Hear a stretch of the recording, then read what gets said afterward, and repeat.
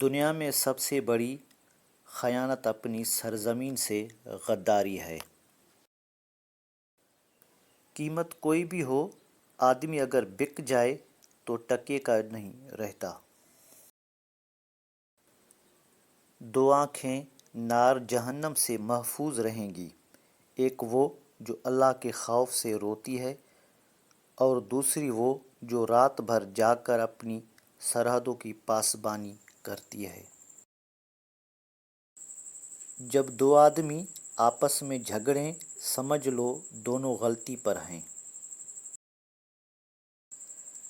پیدائشی طور پر نہ کوئی بے قصور ہے نہ قصوروار، حالات یہی آدمی کو ان میں سے ایک بنا دیتی ہے۔